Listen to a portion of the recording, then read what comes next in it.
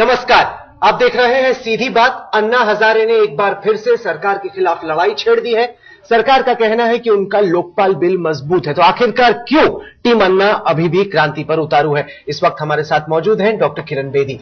आपका स्वागत है। सरकार कहती है कि जो स्टैंडिंग कमेटी का लोकपाल है वो बहुत मजबूत है, पहले से बहुत बेहतर है। अब टीम अन्ना को इस बिल को मान लेना चाहिए। आप इस बिल को मानने को क्यों तैयार नहीं? अभी सरकार ने नहीं कहा, ये स्टैंडिंग कमेटी की रिकमेंडेशंस हैं और स्टैंडिंग कमेटी की रिकमेंडेशंस में भी आधे से ज्यादा डिसेंट कर रहे हैं। एक यूनानिमस रिपोर्ट नहीं है, तो उनमें से भी बिल्कुल बंटवारा है और ऑपोजिशन अब बिल्कुल इसमें से निकल रही है। लेकिन मजबूत की बात है, ये तो ज्यादा कमजोर है। जैसे कि 2-3 कारण है।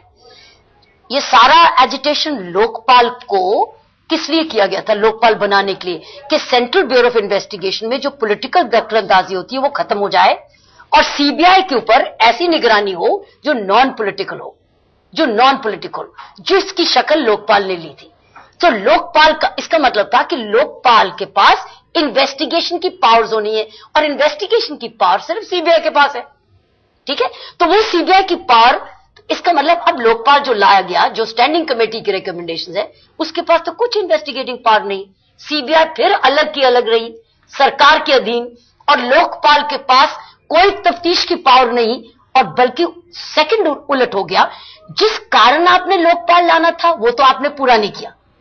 दूसरा, सीबीआई जो तफ्तीश से पहले अपनी इंफॉर्मेशन के अनुसार कोई इंक्वायरी करती है, आपने वो इंक्वायरी की पावर अपने हाथ में भी ले ली, लोकपाल ने में भी ले ली और कहा कि अगर सीबीआई इंक्वायरी करती है तो लोकपाल को रिपोर्ट करेगी, और अगर लोकपाल इंक्वायरी करती है तो इंक्वायरी के बाद ये फैसला करेगी कि तफ्तीश के लिए सीबीआई को देना है कि नहीं। तो आपने क्या किया?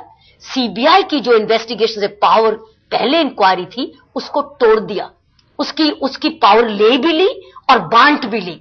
और तीसरा, आपने ये कहा कि जब सीबीआई तफ्तीश कर लेगी, जो कि सरकार के अधीन ही है, तफ्तीश कर लेगी, तो इन्वेस्टिगेशन के बाद जब लोकपाल के पास केस आएगा, वो आना होगा, और तो लोकपाल फैसला करेगी कि केस को कचहरी भी भेजना है कि नहीं, चार्जशीट लगानी कि नहीं। इसका मतलब आपने सीबीआई पर भी एक प्रश्न चिन्ह लगवा दिया, सीबीआई की पावर को भी काट दिया और अपने आप को भी कमजोर रखा, क्योंकि इन्वेस्टिगेशन पावर तो है ही नहीं। तो ये गोलमोल करने की क्या जरूरत थी?